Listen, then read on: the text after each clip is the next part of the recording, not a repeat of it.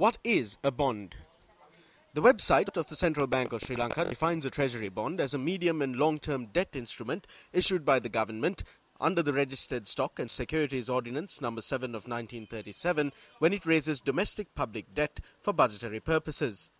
In a nutshell, governments use treasury bonds to raise funds, paying interest to the holders of the bonds when they mature. In its latest bond issue, the central bank had reportedly intimated to the authorized primary dealers that it was seeking to raise 1 billion rupees. However, issuing a statement on the 6th of March, the Ministry of Policy Planning and Economic Affairs noted that on the 26th of February, at a meeting between the Minister of Higher Education, Highways and Investment Promotion, the Treasury Secretary and the Governor of the Central Bank, the Minister, Kabir Hashim, had requested urgent funding of about 15 billion rupees to recommence several highways and road projects. Clearly, this was communicated to the Governor of the Central Bank by the Minister of Finance. At no point did the Governor of the Central Bank take any steps to let the primary dealers know that the requirement had changed from 1 billion to 10 or 15 billion. On the 27th of February, when the results were announced, the Central Bank decided to take up 10 times more than what they had indicated on the 24th of February. That is why the conscience of this country has been aroused, because there has been a significant lack of transparency on the part of the Central Bank. The website of the Central Bank of Sri Lanka lists 16 authorized primary dealers as of October 2013.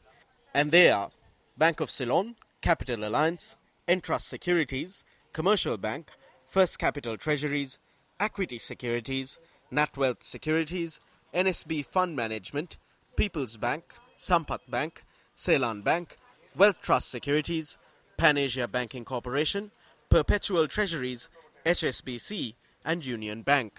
When the initial announcement of a 30-year bond for 1 billion was on offer, as per normal practice, the central bank gives an indication, an indicative rate, and that rate was up in the region of 9.5%. Somewhat shockingly, on the 27th, public are made aware that the rate for some of this money, the increased 10 billion, was taken up at 12.5%. This aura of suspicion has arisen, and which is why there are charges now being made, or accusations being made, that there may be some suspicion in this transaction, indicating that perhaps there is a possibility that some dealers were privy to information that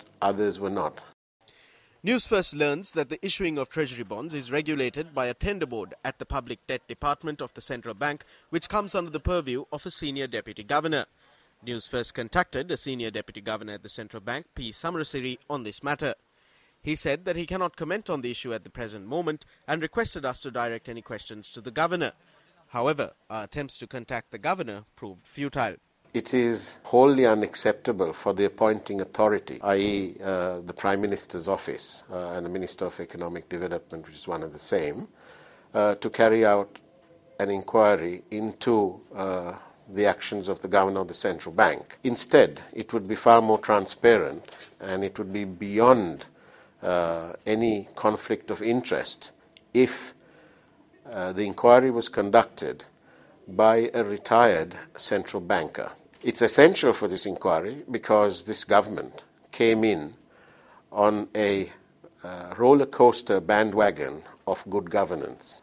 It is incumbent upon this government to carry out an impartial inquiry into this entire transaction. It's worth bearing in mind that these bonds are for 30 years.